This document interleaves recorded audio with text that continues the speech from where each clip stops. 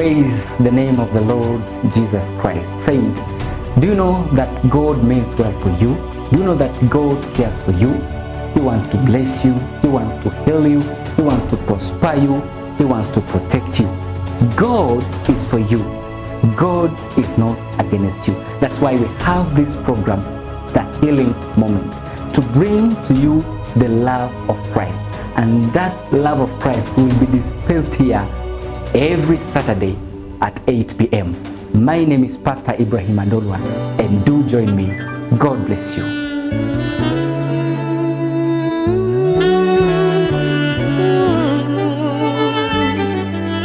Ever faithful, ever sure.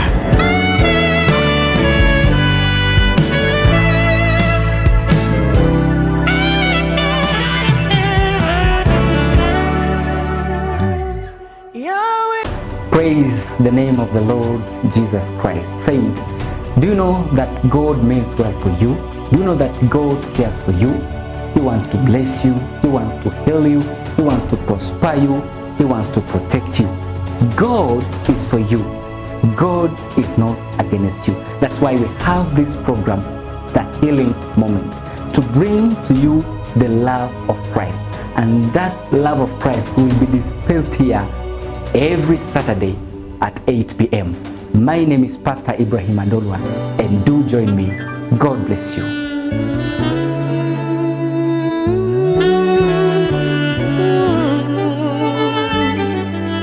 Ever faithful, ever sure.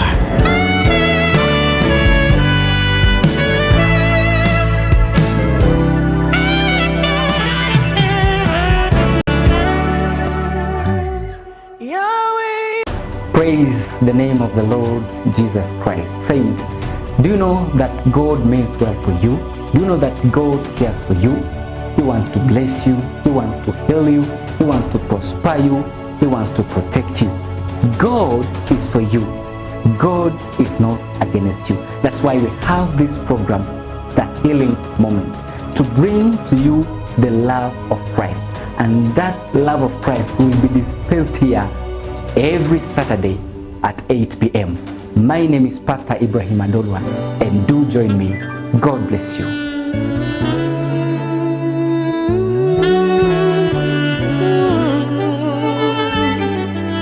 Ever faithful, ever sure.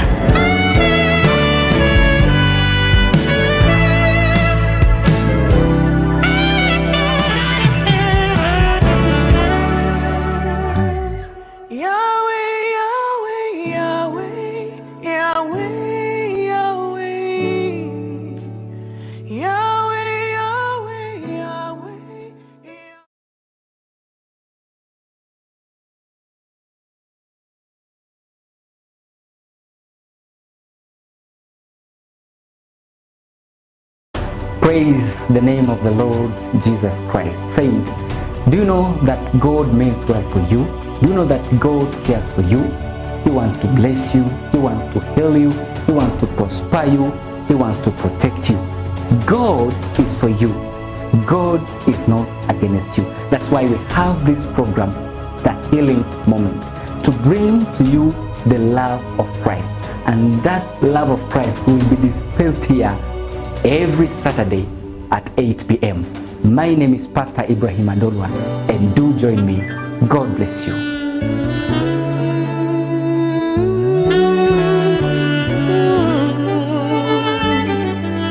Ever faithful, ever sure.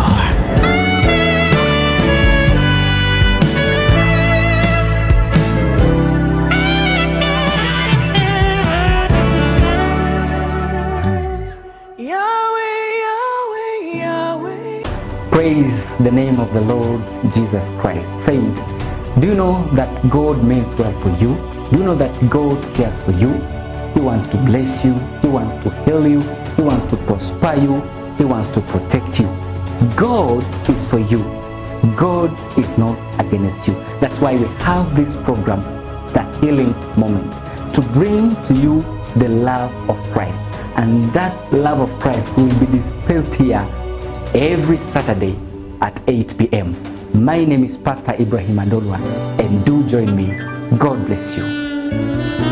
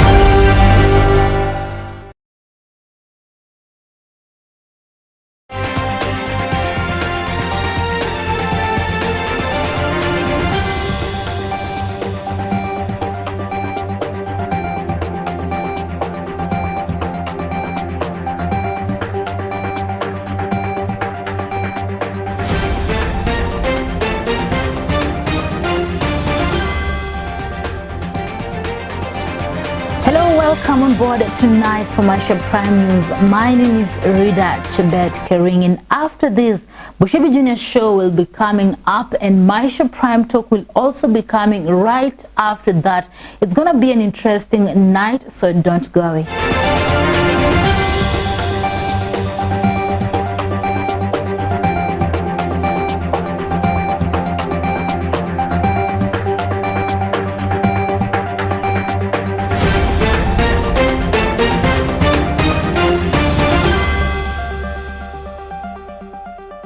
Welcome. Deputy President William Ruto has continued to drum up support for the bottom-up economic model, arguing that it is the elixir needed to uplift some 7 million Kenyan youth who are currently jobless. The Deputy President was addressing the media from his current home today, where he lobbied support for the model, whose meaning has recently been a subject of intense debate across the country, and in some cases the butt end of odd jokes. The DP was accompanied by his allies in what was described as the Hustler Nation's parliamentary group meeting. According to Deputy President William Ruto, millions of jobs can be created through policy change in investment. The second in command argued that with his government at helm, over 15 million jobs will be created, particularly for the Kenyan population living in the bottom of the pyramid. About 2 years ago, that it was the intention of this team to change the political conversation in our country. We are very proud and happy that finally the conversation in Kenya has changed. And today we are not discussing about constitutional change, we are discussing matters economy. That we are not engaged in an exercise of trying to create positions for leaders, that we are in the passionate engagement to see how we can create jobs for ordinary citizens of the political conversation in Kenya. We welcome our competitors who have graciously accepted to join us in the conversation about the economy of our country, about ordinary people, about jobs, about enterprise. We want to tell them we are ready and we want to engage in that conversation and matters to do with our bottom-up model. We welcome all the criticism because it is an avenue for us to improve on our model. And while we are at it, they should equally explain to the country how their trickle-down economic model that has not worked for the last 50, 60 years is going to work this time round. It is a healthy conversation. We want to persuade them to remove insults and the reference to. And barely 48 hours after a 13-year-old girl committed suicide in Kakamega County, Asomba Modengar Namunywenda village in Busia County, after also a 13-year-old girl pupil at Namunywenda Primary School committed suicide. The girl is reported to have taken her life after misplacing 300 Kenyan shillings that she was meant to buy school books with. Kwa pesa kwenda kununua vitabu. Alikuja kwangu kwa sababu nauza vitabu. Sikuwa na vitabu A4. Na mwenzake wakaenda kununua vitabu. Nikakutana nao wakienda wawili. Yeye na mwenzake wakiwa na baiskeli. Yeye alibaki nyuma, akaambia mwenzake arudishe baiskeli. Na kwenye alibaki ni karibu na kwao kwa BAMBA. kwa sababu hapa ni ujombani kwake. Jana tukampata tayari kama ame. And a high school in Bungoma County is astounded after it failed to receive a single student in the just concluded Form 1 reporting. From the NEMIS portal, only 3 students had been placed to join Mikoko SCK Secondary School in Bumula, but none had reported to the school 3 days after placement. The school principal, Dickens Lungamati, lamented that one of the students selected was from Ubuye, which is 80 kilometers from the day school. Lungamati added that the school had special classrooms which could hold a total of 45 to 60 students. Jambo ambalo linasikitisha ni kwamba hakuna mwanafunzi ameripoti katika shule hii. Na kuna uwezekano ya kwamba ni kwa sababu hawakuteuliwa ama hawakuteuliwa kujiunga na shule hii. Hapo ndipo kuna changamoto ya kwanza, kwa sababu wizara haikuwateua wanafunzi wanaotoka karibu hapa. Wakati tulijaribu kuangalia wanafunzi kutoka karibu hapa, licha kuwa ni kinyume cha sheria, lakini tulijaribu kuangalia, tulipata ya kwamba wanafunzi katika hata shule ya msingi ambayo ni yetu hapa karibu na shule jirani, tayari wizara ya elimu iliwateua katika shule zingine. Barua yoyote kwa mtoto hatujapata kutoka Mikokwe. Si ati tumekataa kupeleka. Kama mimi mzazi ninasema hivi, niko na watoto 3 Mikokwe secondary.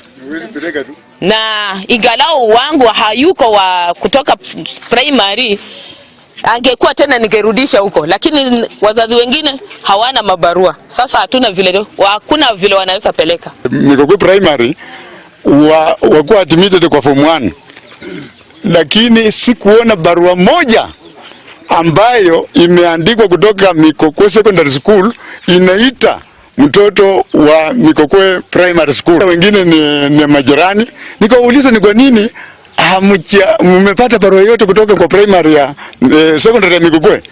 Wakasema hatujapata barua. Hata ndio yule ambaye alikuwa namba 2 alipata marks 250. Sasa akasema hata hakupata. Ajabu ni kwamba wakati tuliangalia katika ule mtandao wa wizara, kwa kimombo unaitwa NEMIS, hii shule ilipewa wanafunzi 3 peke yao. Na kwa wanafunzi 3 unapata kwamba mmoja anatoka katika sub county ya Webuye West, na hii shule ni ya kutwa, yani day school. Halafu wale wawili wengine ambao wamebaki sijui wanatoka wapi, licha ya kuwa wameorodheshwa kwamba ni wa Bumula. Mwanzo tunatarajia stream moja wanafunzi 45. Na hiyo ndio idadi rasmi ambayo tumepewa na serikali ya Kenya na wizara ya elimu. And Trans Nzoia County Commissioner Sam Ojwang has put on notice certain parents that he claims have been protecting perpetrators of incest. The warning comes as a research by the Trans Nzoia Children's Department reveals that the rise in cases of teenage pregnancy is as a result of high poverty levels and erosion of morals in society. Hatuna mtu anasema anaweza kusaidia. Pia mimi mwenye alinipa boss sijui kwao. Juu kulikutana tu kwa shule wote na kwa amegomba nyumba. So nilipata ball nikamwambia niko na akanitoroka kaenda. Wenye nilipata ball nikaona maisha ni hard. Nikatoroka nikaenda kwa dada ya mamangu. So uko naishi lakini maisha ni hard, nikuvumilia tu. And operations at Muranga County government offices have been shut for 14 days after 2 members of staff contracted the Delta variant of COVID-19. The county multi-sectorial COVID-19 emergency response committee has opted to scale down operations at the office after the county also recorded an upsurge of COVID-19 cases.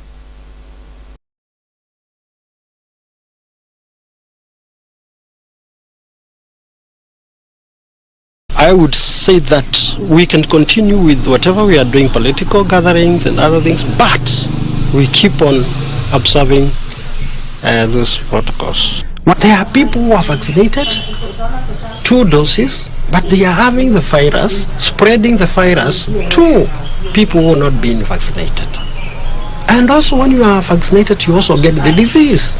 But when you get the disease, the severity of the disease is lesser. Barely days after hammering the final nail on the NASA coffin, the One Kenya Alliance principals are seeking to align themselves with other political bigwigs in the country.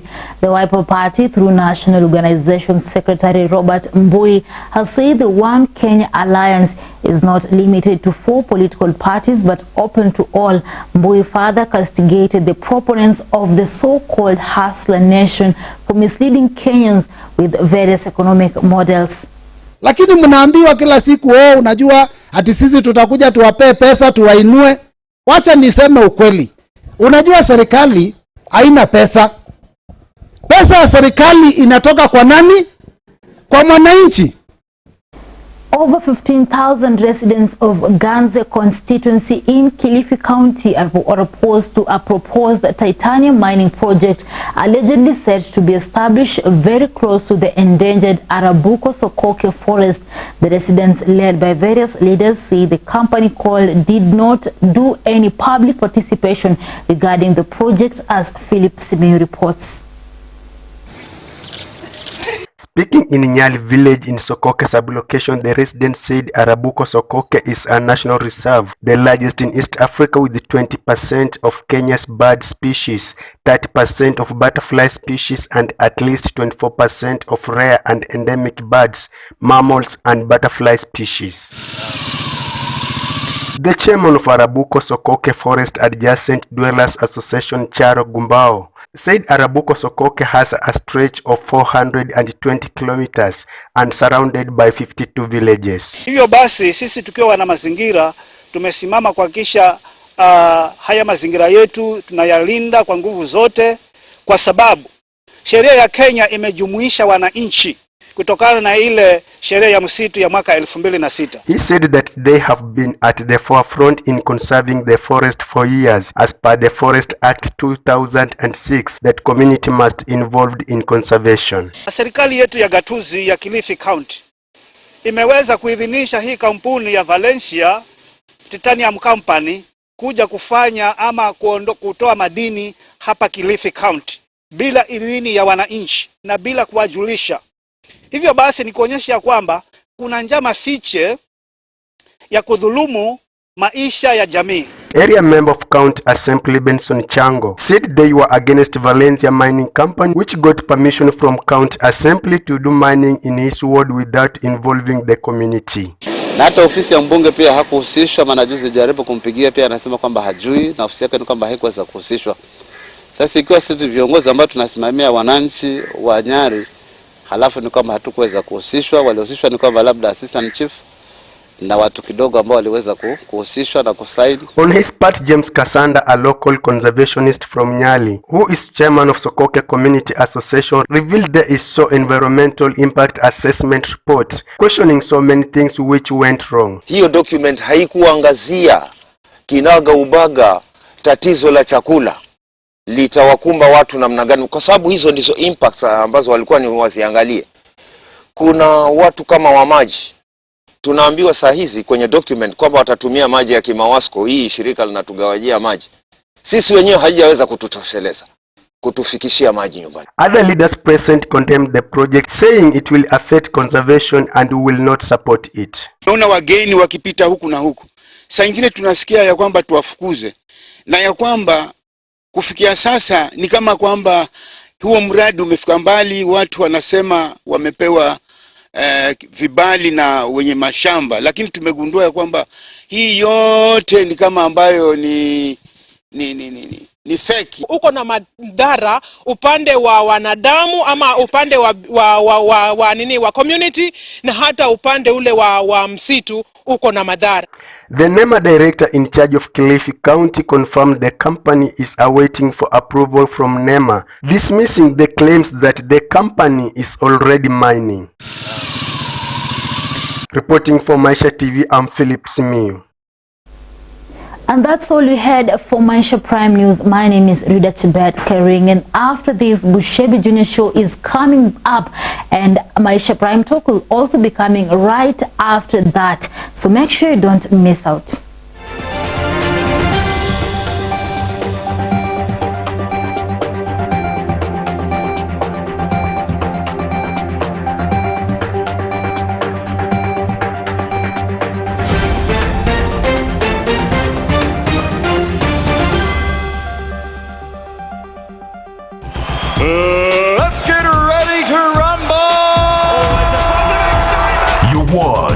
Maisha is getting an exciting makeover. We're giving your channel a dedicated touch to enhance your viewing experience. Finding what you want, loving it has never been this easy. Build your capacity. The problem is leadership. My name is Rida Chebet Kerim.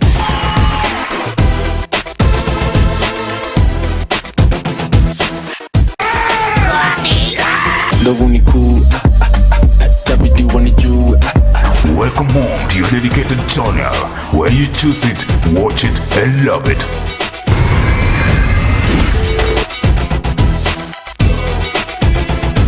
It's your season.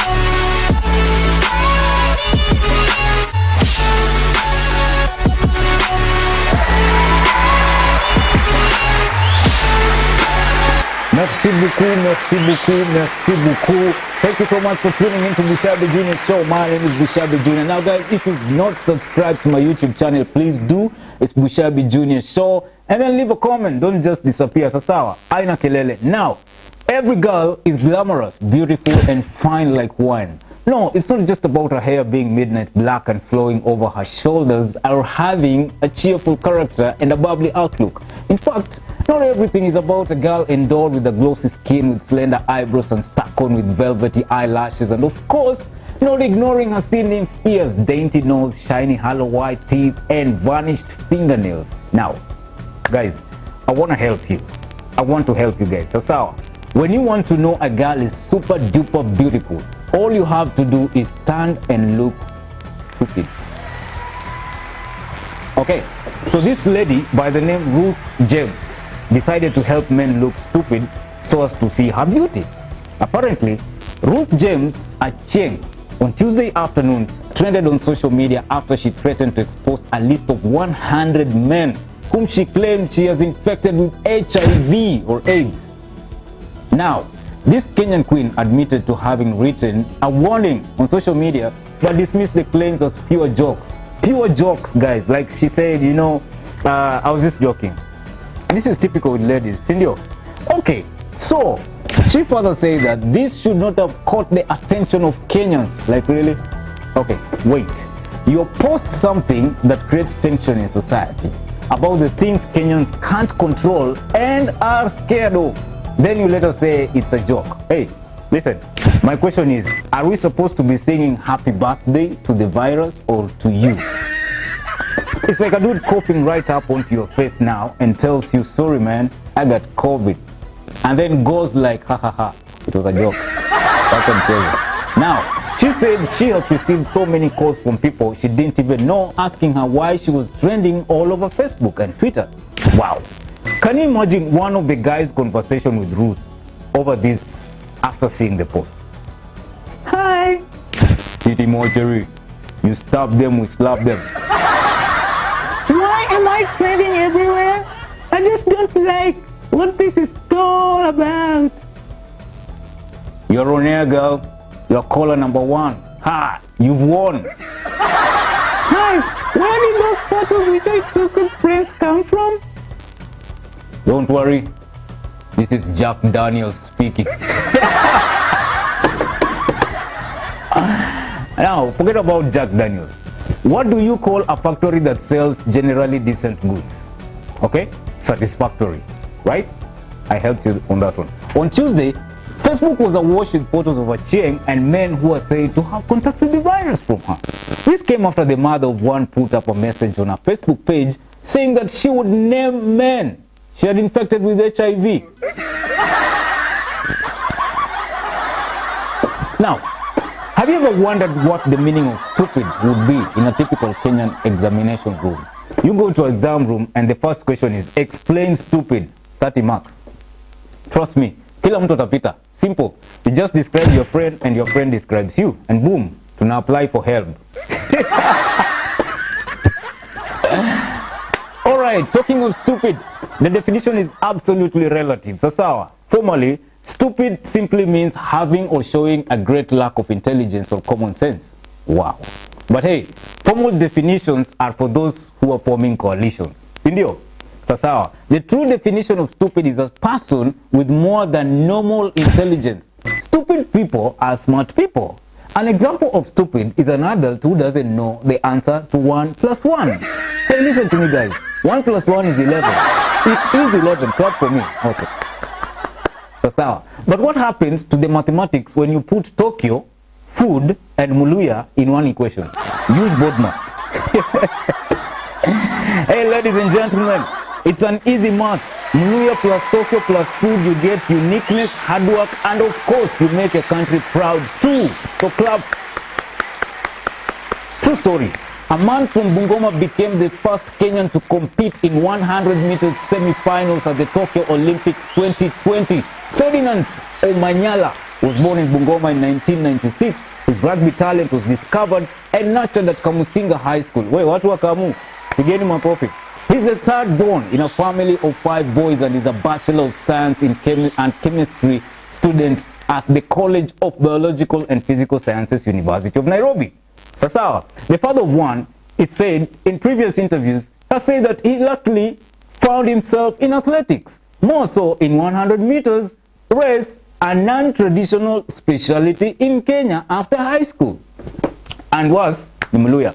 He discovered that he was a speed star when he was playing rugby in both high school and the University of Nairobi's Mean Machine. That is a club. For those who don't know what Mean Machine is, it's a rugby club. Sasa.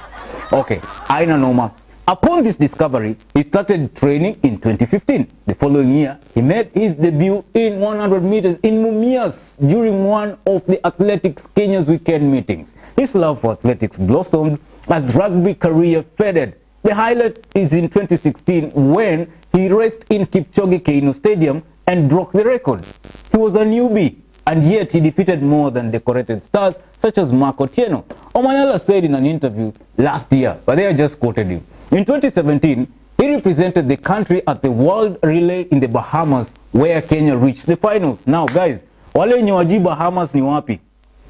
Unachukua mata hapo? Okay, fine, stop it. His mother Shikanga Omurwa says Omanyala started running at impressive speeds as a young boy. I can imagine Omanyala running as a young boy. Omanyala, hey mom, nataka uende kwa duka. Hey, Omanyala,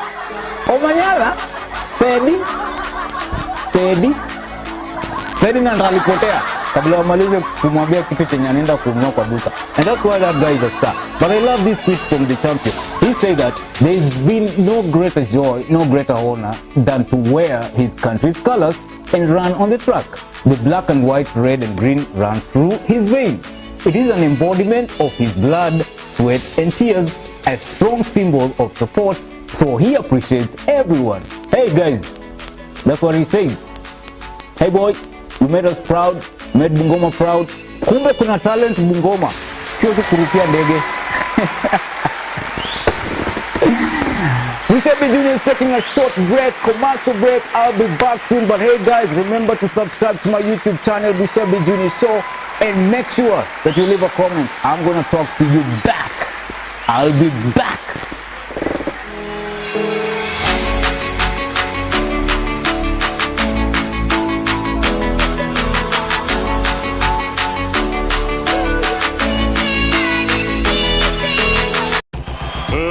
Let's get ready to rumble!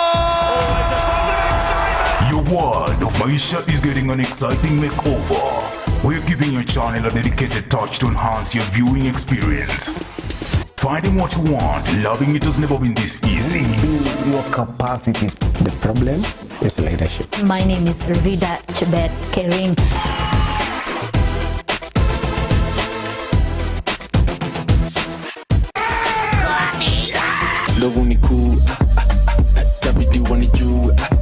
Welcome home to your dedicated channel, where you choose it, watch it, and love it.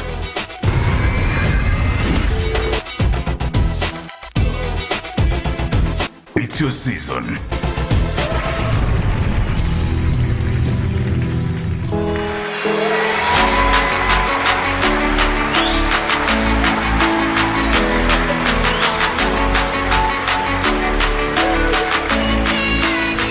Okay, welcome back to Bushelby Junior Show. My name is Bushelby Junior. Kama kawaida, I ask you guys, if you can share this wherever you can and subscribe to my YouTube channel, Bushelby Junior Show. So welcome back. Now, apart from donating a president to the United States of America and creating the first world mobile money transfer system, Kenya is one country with unique characters. For example, Kenyans control their own Kenyan. Hold on.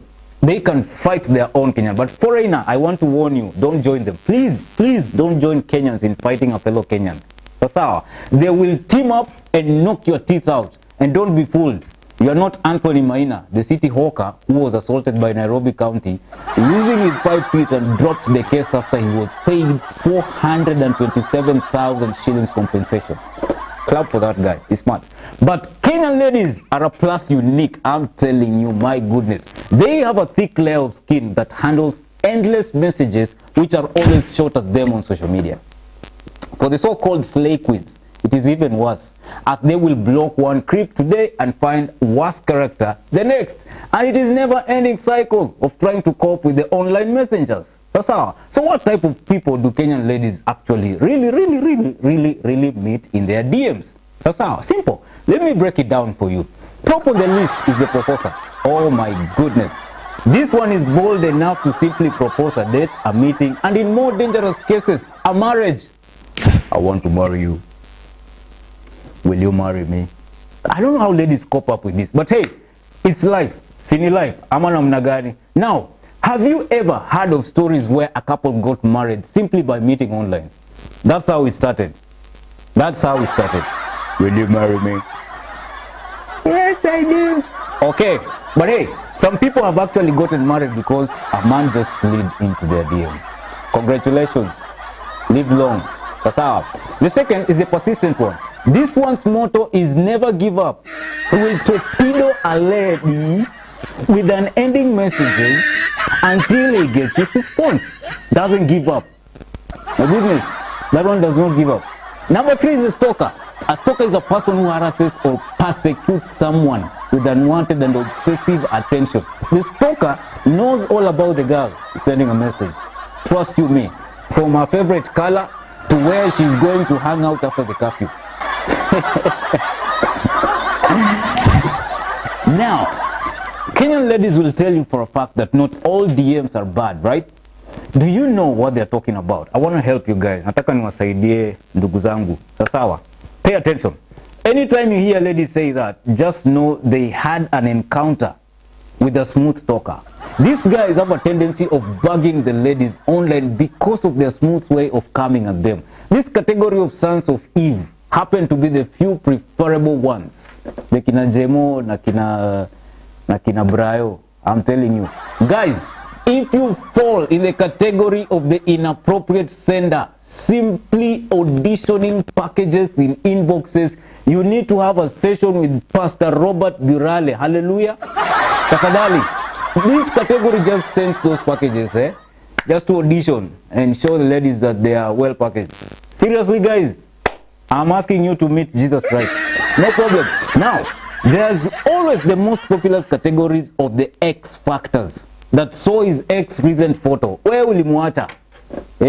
Kimeumana, kiliumana, whatever happened, ukamuacha, akaenda. These guys are dangerous.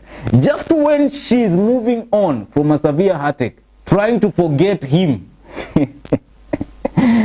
the guys pop up. When a girl is seemingly trying to get her life together. Ladies, your volume may call hapo. But I know you encounter this every day in your life. But again, there's this guy, all he says all day long is hey, hi, hi, hey, hi, hi, hey, hey, hey. There's no conversation to him without the informal greeting. It gets worse if his message is ignored. Trust you me. Ignore that message at your own risk. Hey, hi, hi, hi, hi, hi, hi, how are you doing? Hi, hi, hi, hi, hi, hi. That's what happens. But now, I need prayers. Kwanza ndo niongee juu ya hawa say. Like seriously.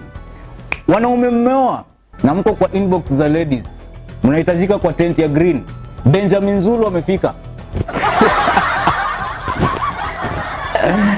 Sasa, ladies usually meet the married ones who always secretly wanted them. This breed is the new emerging trend. Some have gone to the lengths of creating fake accounts and posting as single rich men to lure lucrative girls through the DMs. Pay attention. But hey, you need Jesus Christ.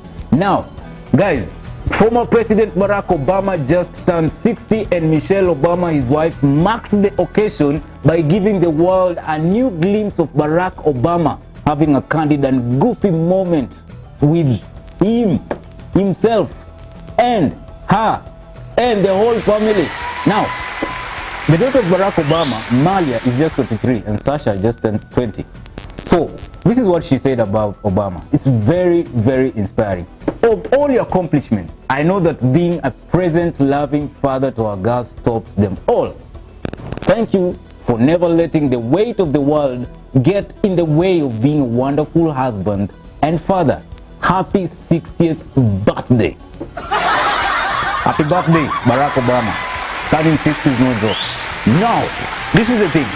How do you tell your Kenyan parents are clicking 60 years? Or how do you know you are getting old as a Kenyan? Okay, guys, it's very simple and congratulations. You finally reached the wonder years. You wonder where you're going. You wonder where you left your phone. You wonder where your glasses are. You wonder what day it is. You even wonder whether you came back from where you went.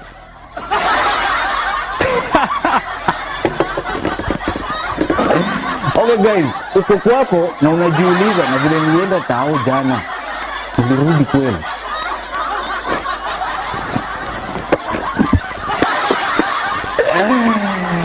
Alright ladies and gentlemen, that was Maisha Junior. See you next time guys. If you've not subscribed to my YouTube channel, please do so on YouTube and leave a comment, talk to me, I'll talk to you back. So don't worry about the thing. Till next time, this is Maisha Junior.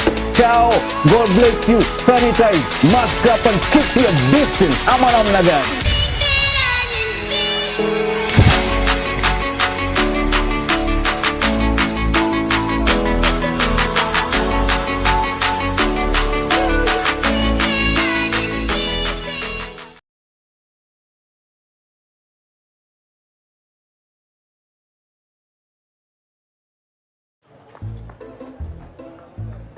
Habari mwalimu.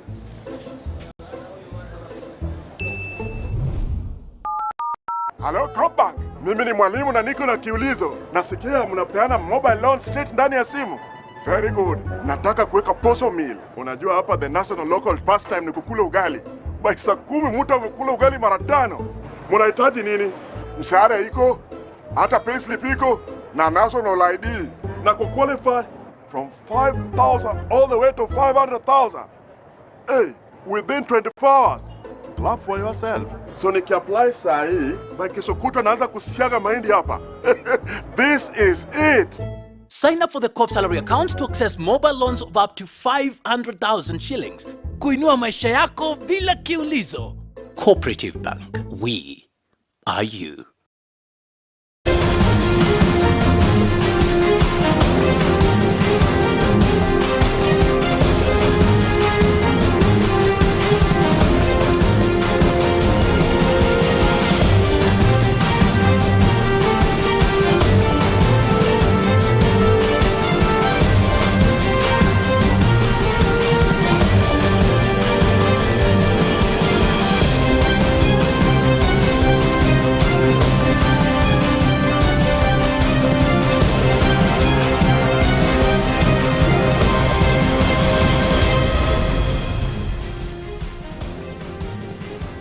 It is Thursday, PLG, Politics, Leadership and Governance. And I'm going to start my show with a quote from Machakos Governor Alfred Mutua.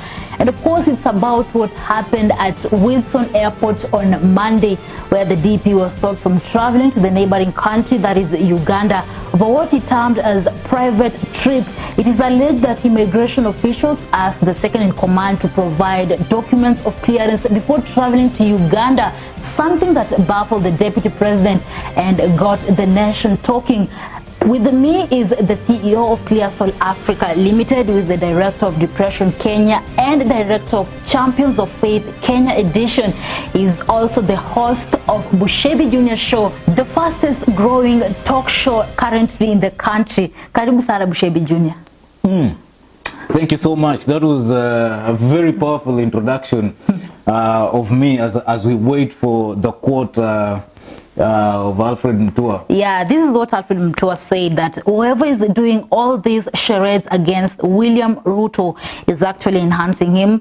What people are doing when they start block Ruto from flying, when they set regulations, all they are doing is building him. There is a desperation to try and contain Ruto. What do you say about this? Well, so that's Alfred Mutua, and you know, Alfred Mutua speaks a lot of sense, but nobody listens. That's the problem. Yeah, true. And by the way, today the Deputy President gave a statement at his current residence, and this is what he had to say. Let's have a look at that video. Republic of Kenya. Ladies and gentlemen, we have a short statement that we are going to make. We appreciate that, as we said about 2 years ago, that it was the intention of this team to change the political conversation in our country. We are very proud and happy that finally the conversation in Kenya has changed. And today we are not discussing about constitutional change. We are discussing matters economy. That we are not engaged in an exercise of trying to create positions for leaders, that we are in the passionate engagement to see how we can create jobs for ordinary citizens. That today in Kenya, the conversation is not about leaders and what is in it for them in the next political dispensation. The discussion is what is in it for Mama Mboga, the Boda Kais, the ordinary people in Kenya. Wow, so that is a parliamentary group press briefing at Karen in Nairobi. You know, several leaders have come out to speak about the DP, and like I usually say, anybody who understands the shift in the leadership of the world, that the world is shifting to an idea form of leadership rather than the power form of leadership. When America is a century ahead of, let's say, Kenya, and they discovered long time ago that a nation of ideas is more powerful than a nation of power. Yeah. Okay. A nation of tribal kings and a nation of territorial kingpins. You know, it's not powerful. People don't fear you because you're a territorial. I mean, how kings when you walikuwa walipigwa marisasi wakauawa, and kingdoms were destroyed when wazungu walikuja. Why? Because mzungu alikuja na idea of a gun.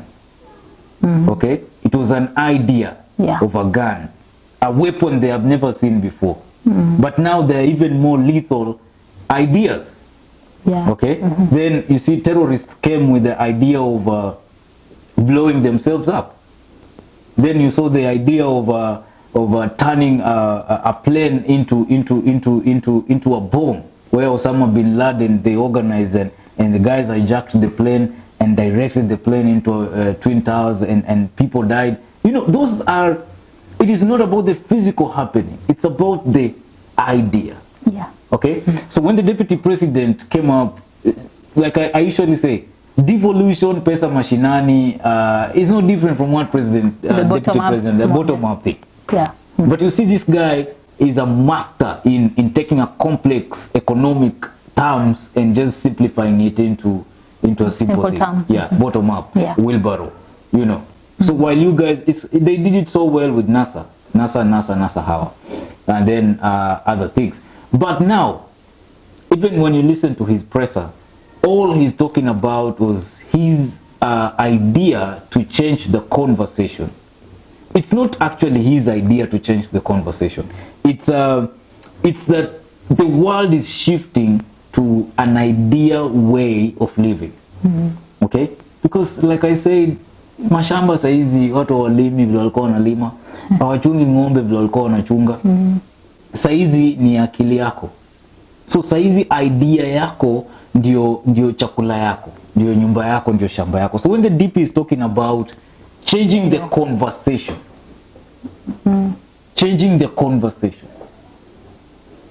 conversation of politics, I think he has achieved what he wanted. Now, let's see what he will do with it. Now that the conversation has changed, Mr. Deputy President, let's see what he will do with the changed conversation.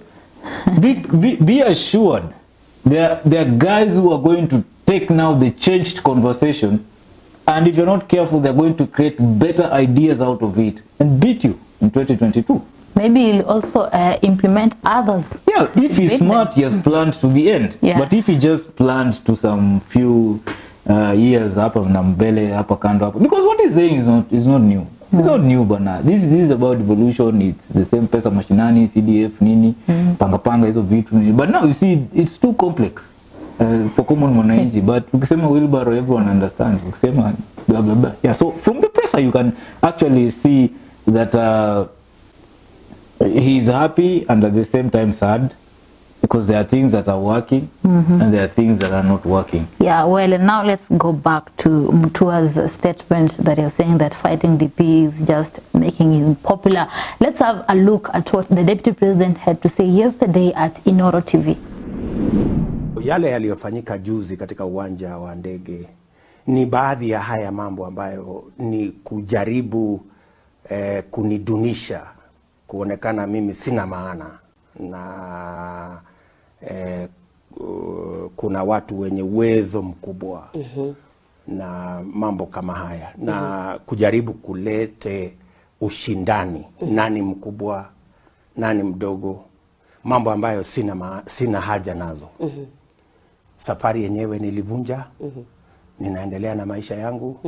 Yale yalikuwa yafanyike kule Uganda yaliendelea bila mimi kukuweko, na dunia inasonga mbele. Na mimi sitakubali. Unajua, kwa muda wa miaka 4 watu wamekuwa wakijaribu kunisukuma sana, kuniwekea maneno eti huyu Ruto anashindana na rais, sijui amemkosea heshima rais, sijui amepigana na rais. Haya ni mambo yote ambayo nimeyakataa.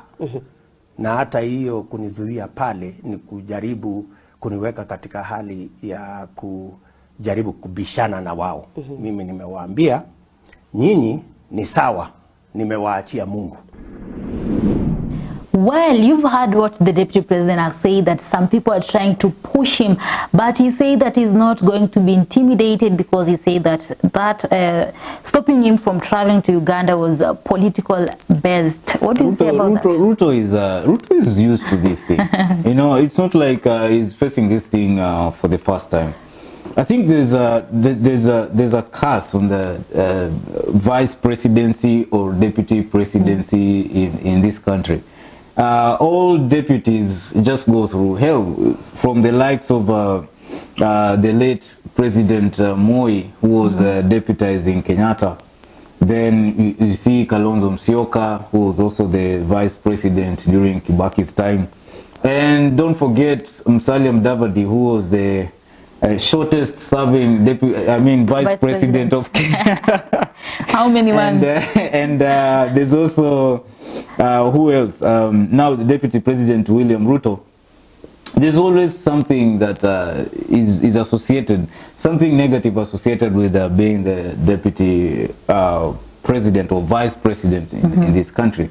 But Going back to whatever happened at Wilson Airport, I think there was a better way of doing this. There was a better way of trying to contain this thing. You see, the whole thing has caught the nation talking. Yeah. It's now politicized. Everyone is just talking about it. Nobody really knows what happened. And until you hear what the deputy president said, and then you listen to Karanja Kibicho, then you listen to Fred Matiang'i, and then that's when you begin to get the picture of what is going on. And it seems like the Interior Ministry has no idea what happened. Actually, Karanja Kibicho is the PS, Interior PS Secretary, Yes. saying that it is on the claims that he's involved or the CS is involved. He said that they are not even aware of what happened. They didn't call anyone. They don't know what happened actually. Yeah, because I find that funny. But I saw the interview on KTN when he was talking about this whole thing, and it got me thinking. I mean, it seems like there's who made the calls to the immigration officials to begin frustrating the deputy president? Mark you, this is the deputy president. Yeah. This is not William Ruto. This is the deputy president. When I say deputy president, I mean this is an office, an elected office, okay, that should be respected to a certain degree. Now, when it comes to protocols and policies of the public servants, I think it goes with hierarchy of power and hierarchy of how things. Even you had Karanja Kibicho saying that you know, he cannot talk about some things because of the hierarchy of power. Yeah, that, I say there's some offices that you're not allowed to talk about. Yes, you can't talk about. This is the second highest office in the country. Okay, and in fact, it's under the office of the presidency. So this is something that baffles Kenya. It makes you think. If you're going to be the next running mate of either William Ruto or Raila Odinga or Kalonzo Musyoka, but there are so many.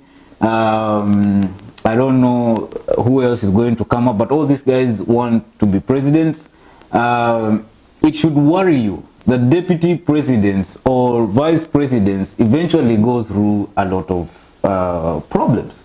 And William Ruto wants to become the president in 2022. That is so obvious. He started saying this even before they were elected in 2013. Okay? He said Uhuru will serve 10 years, then I'll take over another 10 years. And they both agreed, and no, they kept on telling us that Uhuru also saying the same thing, that, you know, yangu kumi, Ruto kumi. And then baadaye vitu zikaja zikabadilika kidogo. There was handshake, of which if you look at Kenya's history, handshake history is not only happening in Kenya, it has happened between America and China, it has happened all over. But when you look at what is happening, you see that the journey that Jubilee, when Uhuru and Ruto started it, it is now left for Ruto to start his 10 years, as they had said, Uhuru kumi, alafu Ruto kumi. But you see, there is no way people will just sit back. This is a competitive democracy, okay? It is very competitive. And sometimes people employ very weird tactics to try and crush an opponent. And part of it is what even the world is struggling with fake news and propaganda, you know, employing propaganda machinery. Somebody can just, you know, you saw what happened with Mahisa Kitui until he disappeared. Till this day, we have no idea where he is. You saw what happened with Ken Lusaka.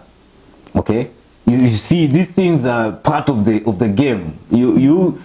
I mean, you try and say that you're going to be the president. You try it even right now. Just try and declare that I, Rida Chebet, I want to be the president. You'll be shocked. You'll be shocked at what will be said about you.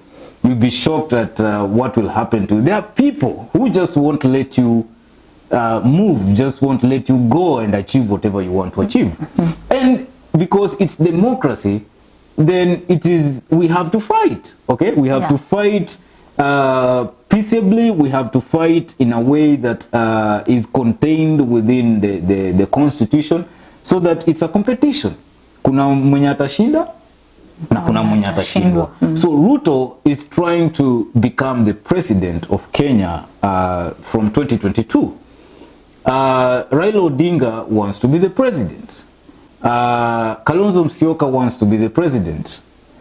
Musalia Mudavadi wants to be the president. Even Alfred Mutua wants to be the president. I mean, Moses Wetangula wants to be the president. Mohisa Kitui wants to be the president. You see, like the three lawyers who want to be president all at the same time. Waluya mjipange.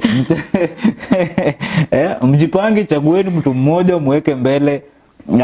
Tony Oparanya even said he wanted to be president. He said a little bit of some fights, but with his boss. But this is the thing. You just can't become the president. Okay? Things are going to happen. Obstacles are going to be placed before you. You have to overcome them. You need to have a thick skin in this country. If you really think of becoming a politician or going for a certain seat politically, you must have a thick skin.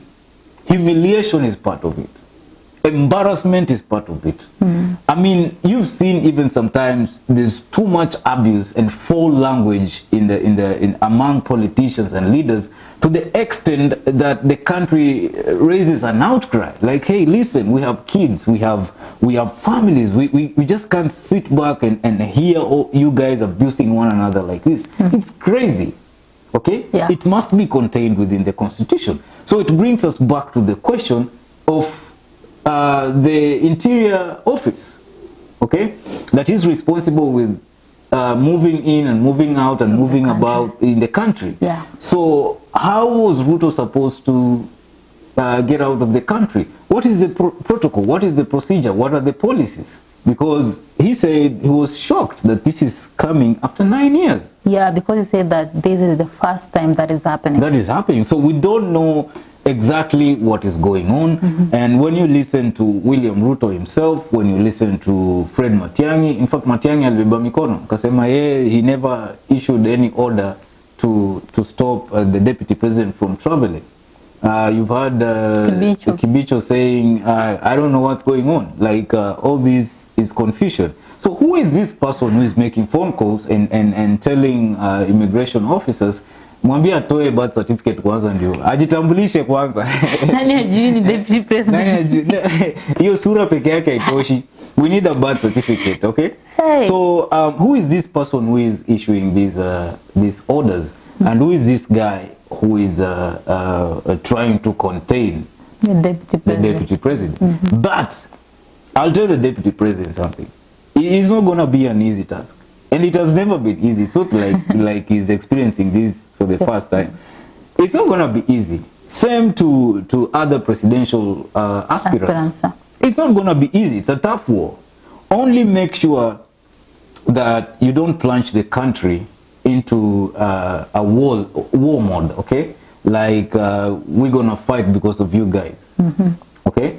Do your stuff. Do your campaigns, do your humiliation, do your propaganda, do your fake news, do your things, do everything, but please respect the country and respect the constitution. I think that would help the common mwananchi. Yeah, and just as you say that some leaders are politicizing this issue, there is ODM leaders led by the ODM chairman John Mbadi, who asked Museveni and Uganda to respect Kenyan politics and keep off.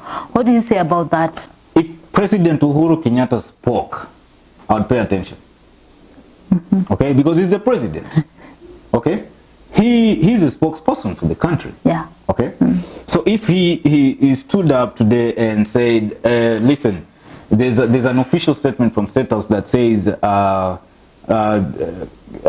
Uganda stop interfering with Kenya's politics. Okay, I'd pay attention. But any other politician is just making noise.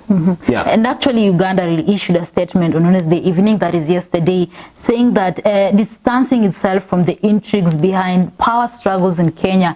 And if you see their statement, it means that they were responding to the ODM leaders' cries that Museveni should keep off the politics of Kenya. Yeah, because that is a conversation between whoever issued that statement from Uganda and whoever said it in Kenya. Yeah. That's their own conversation. Okay, like I said, if President Uhuru, who is the president of Kenya, issued a statement and said Uganda is interfering with Kenya's politics, then I would pay attention.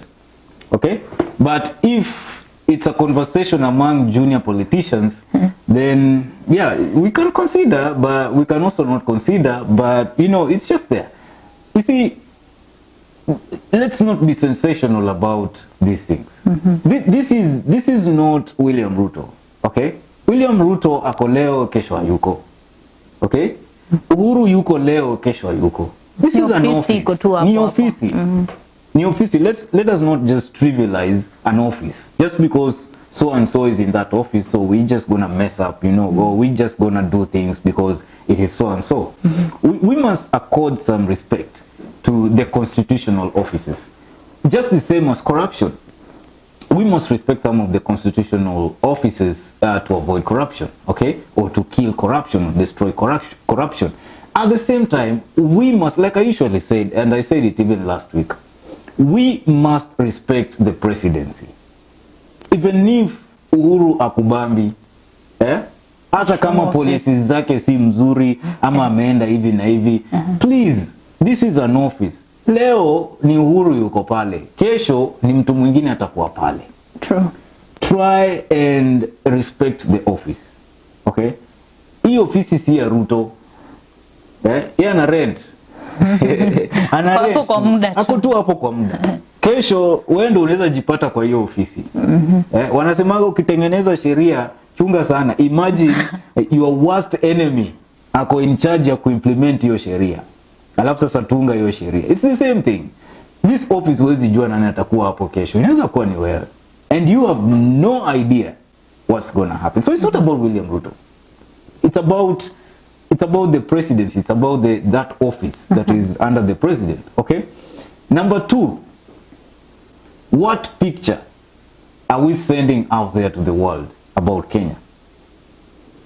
What picture are we sending out there to the world about Kenya? What is our democratic picture that we are sending out there?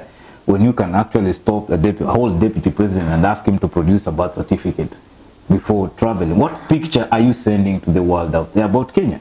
They're laughing at us. They're laughing at us. It's not, you're not doing this to Ruto. You're doing this to a stool, a presidential stool, where unajua ile stool ya wazee nyumbani. Ile stool mtu yote, sijui kama, I don't know about you, but sisi kulikuwa na kiti ya mzee. Hiyo kiti hata wewe ukienda kukaa hivi utasikia mama anakuambia usikae hapo. Unaweza ingia kwa hiyo nyumba ukapata viti zote ziko occupied, but there's one chair, one seat, hakuna mtu. Na unajua tu hiyo kiti, na hiyo kiti yenye ina face mlango ndio kiti ya nani? Ya mzee. So the same respect that we give that kitty, I think we should give the same respect to the presidency. This is not about Uhuru Kenyatta. This is not about 2022 succession. This is not about politics. This is about an office that can be occupied by any Kenyan. And we should treat this office with a lot of respect. That is what I see. Vitu zingine ni siasa. Na ni siasa ya 2022. Siasa ya 2022 shaanza. And also the deputy president confirmed officially that he has been sidelined by the Jubilee government and his function delegated to the Interior and Coordination of National Government CS Fred Matiang'i. What do you say about that? I love the interview. Inoro TV did a good interview, letting the deputy president speak his heart out. Deputy president is I think we should differentiate between when deputy president is speaking and when Ruto is speaking. I think that's the thing that people don't get so clearly. When Ruto is speaking, you know Ruto is speaking, and when deputy president is speaking, you know when the office is speaking, and you know when the person is speaking. It is evident that he's not a happy man. Okay, He's not a happy man. Judging from the way he's articulating his issues, saying that right now ODM has taken over the government, and even the committees in parliament, you know, finance committees and stuff like that, and they are the ones running government, and Jubilee has been sold to ODM. Secondly, he's also talking about how he was edged out, and his responsibilities were given to Fred Matiang'i. And he says he has no problem with that. Of course, it's just that he's limited as a deputy president. There's nothing you can do. But I think he has a problem with that, because it feels like I no longer have anything important to do, and so I should give myself kazi. Na ile kazi yenye Ruto amejipatia ni kutengeneza chama na kutengeneza the bottom up narrative economy. Try, you know, kujipea kazi inaitwa unaona. By the way, amechange topic ya nchi. Saizi tumetoka kwa reggae, tumetoka kwa nini, saizi watu wanaongelea either wheelbarrow ama bottom up economy, because it's an atomic bomb idea. There's absolutely nothing new that Ruto is saying. There's absolutely nothing new that Ruto is saying. The bottom up economy is a devolution economy. The bottom up economy is the CDF economy. Okay, the bottom up economy. It's just that, like I said in the other program, I can't remember when. I said the problem with Western Kenya is brain drain, and and I think it's not just Western Kenya, because we have models that can work, but we have poor administration. Okay, pesa inakuja inakwama. Can you imagine you are paying 95% of 10 billion shillings budget to salaries and recurring expenses? How much are you going to assign for development and creating jobs and other things? And I think if the bottom-up economy or trickle-down, wherever economy that comes in, is going to address the administrative part, I think that will sort everything out. But what Ruto is saying about the bottom-up economy is nothing new. The only new thing that I give accolades to Deputy President is that he has managed to change the narrative from tribal politics. Okay? Tulikuwa kitambo siasa ni wewe ni kabila gani, wewe ni kabila gani, Wakikuyu wameshika hii kiti sana, Wakale tu ndio wameongoza 24 years tena Mkale, saizi ni time ya Masai, saizi ni time ya Mluya, that was our politics. But right now, when you walk around and unajua ukitaka kujua hii maneno, tembea kana watu mashinani. You know, that's where Ruto gets his politics. Kutoka huko chini. Acha kukaa huko, and I will advise politicians, acheni kukaa huko kwa 54th floor huko, una issue press statements. Enda ground ujue what is happening. Ruto yuko ground. Na vitu anaongea anachukua complex economic statement, anaenda na ka ground, anaisimplify, na anakuja anaambia wase sasa ndio hii mpya.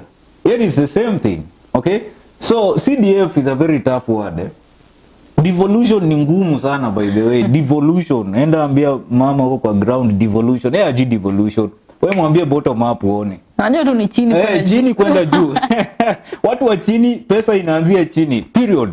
What Ruto is doing is just simplifying these tough economic terms. This is absolutely nothing new. And you see the way his opponents are fighting him is absolutely wrong. Because you're just empowering this guy.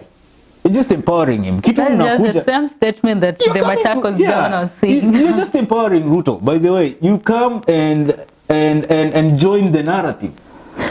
You come and ask questions at what is bottom up.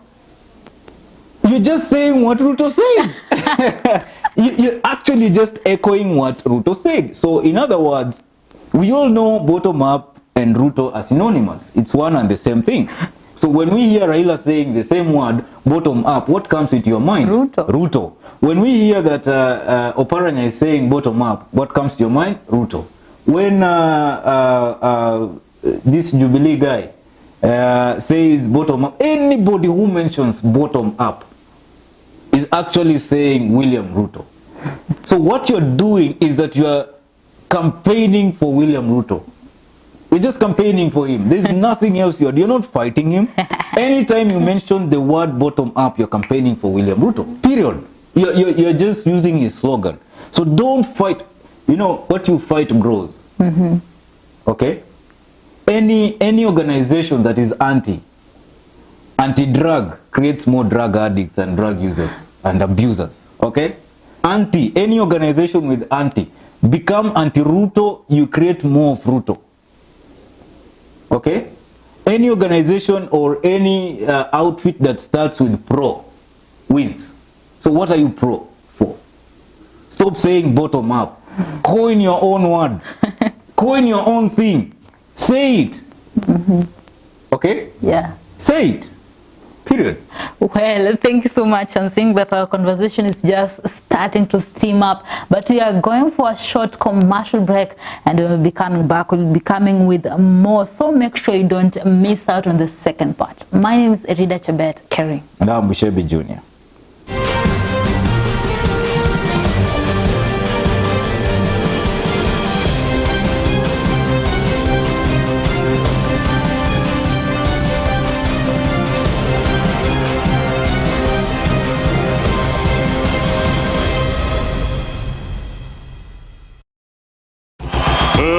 Let's get ready to rumble!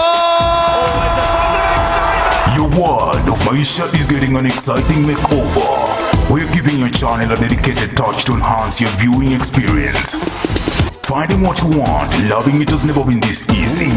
Your capacity. The problem is leadership. My name is Erida Chebet Kering.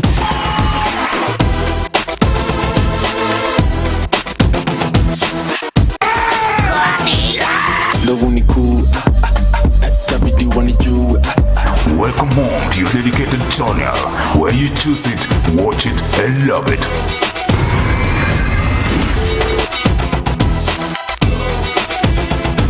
It's your season.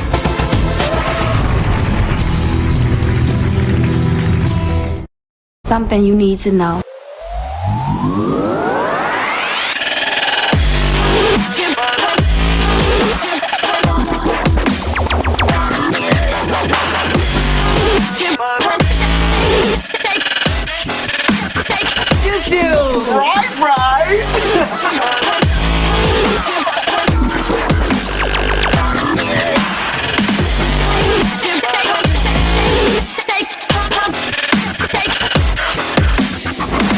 What a treat.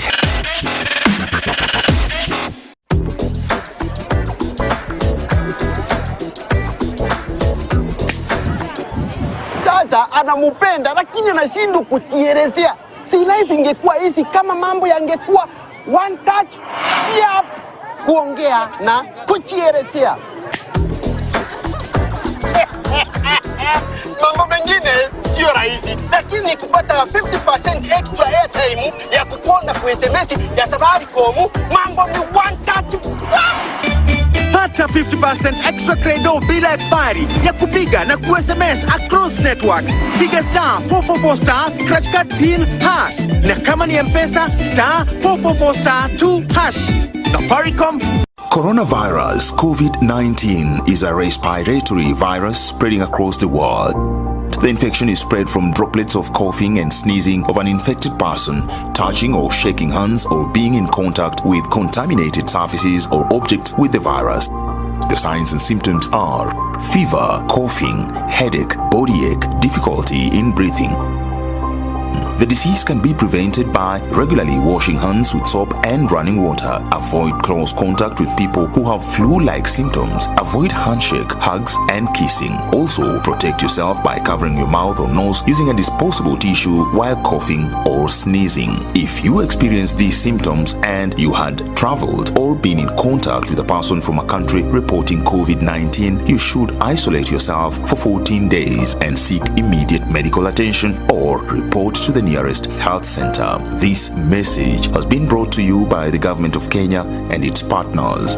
For accurate information on COVID-19, dial star 719 hash or call 719. Follow us on Twitter at MOH_Kenya, at spokesperson GOK, at WHO.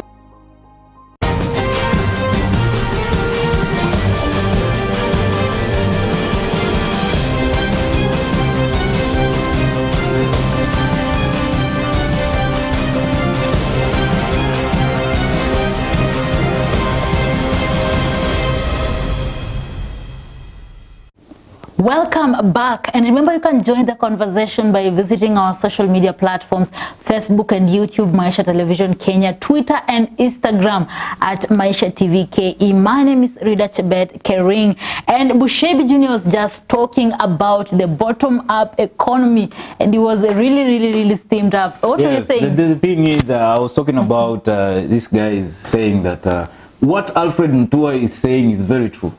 Fighting Ruto is popularizing Ruto. You know, any time you're anti something, create a pro to counter it. Okay? Yeah. So if you are anti bottom up, create something. Okay? So what are you pro for? What are you pro for? Pro devolution? Pro CDF? Pro whatever? Pro what are you pro for? Because it is bottom up is a system. Yeah. Okay? So you need to create a system. You can't fight a system as an individual. You just can't show up and say bottom up ni upuzi, and you think that you're going to defeat bottom up. Bottom up is an idea. It's a system. It's something that is getting into the minds and hearts of the people. So create a system. Create what do we call it? Create a pro something. What are you pro for? So the question is, what is ODM pro for? Okay? What is ANC pro for? Okay? What is Jubilee pro for? Because we know now there's a difference between Jubilee and UDM. What are they pro for? They have absolutely nothing. And if they are pro for something, then listen, they haven't simplified it. We don't have a coined word. We don't have something. Guys, sit down, coin something. You know, stop giving us lectures. Yeah. We know watu wameenda shule. Kenya hakuna watu wapumbavu. Aseti watu hawajui devolution ni nini. Kwani people are managing their homes. Wao utakuja kuwafunza juu ya management. People are doing administration in their homes. Wao utawafunza administration. People know what they want. It's not like people are stupid, they don't know what they want. People know what they want. They want money in their pockets, period. Yeah. Nataka nilishe mtoto wangu, nataka nimsomeshe, nataka niwe safe penye naishi. Hizo ndo vitu mtu anataka. But now, collect all these things, put them in one word, then come and tell us, hey guys, I have a solution. This is the thing. So create your own. Then your system, your idea will fight the idea of Ruto.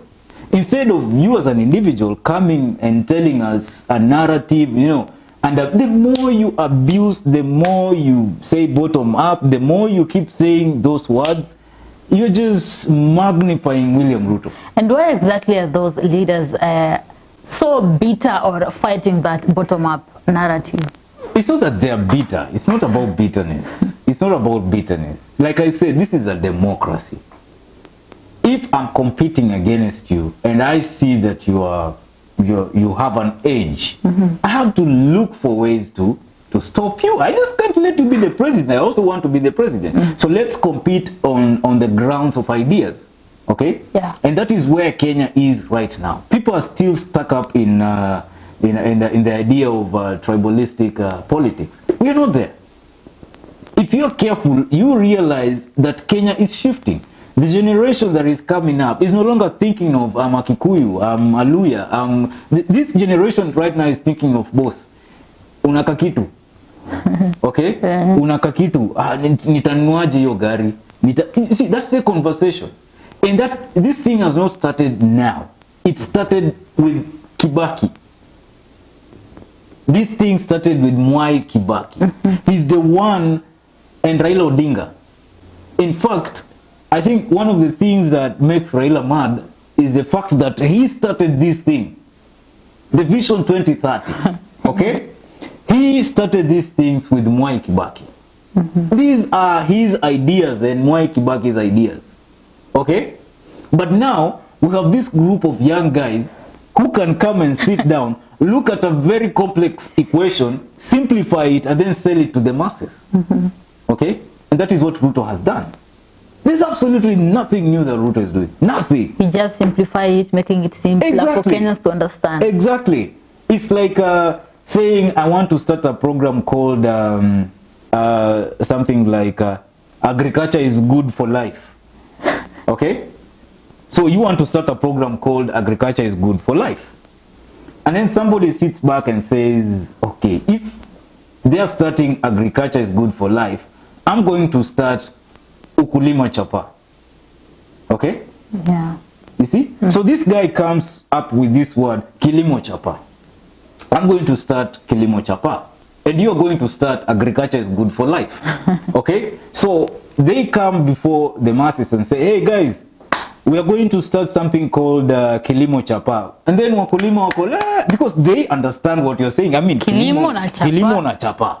And then this other guy comes and says, hey guys, we want to start agriculture is good for life. Okay. They're saying the same thing. The idea is the same. The model is the same. Okay? Putting money in a farmer's pocket. Same thing, same everything. Look at the concept paper, same. Names are different. One is simplified, the other one is complex. Yeah. So stop giving people lectures, period. Stop. So many easy vitu, wherever, hapa pale, nini, market ndio hii, sijui, wherever, all these things, 20%, sijui agriculture, tea, wherever, export, nini, hizo vitu zote mkisha soma, simplify this thing, enda kama mamboga mwambie kilimo chapa. Yeah? Atakuelewa vizuri sana. Otherwise, mtashinda mkisema bottom up, bottom up, bottom up. Very soon there will be a song called Bottom Up. And there's nothing you will do about it. Yeah, sure. I don't know if you remember Tibim. I remember. Yes. When Tibim came, nobody even knows what Tibim means. Nobody even knows what Tibim means. Even the guy who started Tibim, Nani Babu Wino, doesn't even know what Tibim means. He tried to put some meaning onto it, but he doesn't know. But now, when you hear Tibim, it's synonymous with ODM. Yeah. It's synonymous with NASA. Okay? Like NASA. You remember NASA? Yeah. NASA how? And you remember ANC party leader Musalia Mudavadi. By the way, this is one guy that I knew as a very polite man. You know? So laid back. Musalia hangeongea maneno mengi. But during NASA Ruto, NASA huyo Uhuru, NASA, you could see the energy. True. Yeah, in Musalia Mudavadi. Where was the energy coming from? From the word NASA. NASA itself is self-explanatory. I know Shika, NASA, yeah, NASA, Shika. And then there's NASA in the US, which is scientific studies and stuff, you know, research and developing stuff. So when you put all these things together, bora mimi nisikie NASA, hizo vitu zote zinazunguka kwa kichwa yangu. I don't care which one is it, I will do whatever. NASA how. So it came with a force, it came with power. Yeah. Now, if you did that for NASA, why are you wasting time abusing Ruto? Create something else. Just create something else, come up with it and let everyone sing about it. Something that captures the mind of the people but explains in details what people want. People are buying ideas. We are no longer buying stories. Unasikiaga hata Ruto mwenyewe anasema mimi wakati wa mastori ilikwisha. Na vitendawili zilikwisha. Sijui wakati wa nini? Wajinga Kenya walifanya nini? Ikaisha. That used to be the politics uko kitambo. Then Raila would come and say atutaki mtu anabeba pesa kwa magunia. Unaona? Fisi amekuja, amefanya nini? Hiyo politics iliisha. Kenyans don't want that nonsense anymore. You can say that a million times. You can say Ruto anaweza sema wakati wa jinga uliisha, anaweza sema Raila can say wakati wa nini uliisha. You remember the other time Ruto calling Raila Odinga mganga, then Raila Odinga calling Ruto mwizi. You remember those days? It never worked. It never worked. It has only worked when this guy came and said wheelbarrow. Okay? And he looked for something that everybody is using every day. Every day. I mean, hata ukitoka tu hapa kwa studio uende somewhere, hata hautatembea 5 minutes, there must be a wheelbarrow. And wheelbarrow signifies so many things. Kwa hiyo wheelbarrow, ukisikia tu wheelbarrow utaona tools. Inatumika yani this guy has I think he has a team of very smart guys. They take something that resonates so well with mwananchi wa kawaida, and then they try and crack their heads to figure out how they can create something out of it and sell it back to the masses. While the other teams are busy with complex stuff. Listen, create a team that can simplify your messaging. Period. You're fighting with a system, you're just fighting with an image of things that are just the same. So, I would advise other guys, instead of abusing Ruto, instead of saying bottom up sijui ni kubeba nini juu ama unachukua ile chupa unafanya sijui nini, instead of saying all these things, guys, be pro something. What are you pro for? What are you pro for? And Ruto is scared. He knows if you create a pro for yourselves, itapiga yake. Si ati ajui. Si ati ajui. There's this other guy who came up with pesa mashinani. The other Ruto. Isaac Ruto. Isaac Ruto came with, what is the difference between bottom up and pesa mashinani? English and Kiswahili. Exactly. Language. Exactly. And pesa mashinani was crushed immediately. Crushed until today. Pesa mashinani hajaya ongea tena. The other day I joined Ruto. Okay?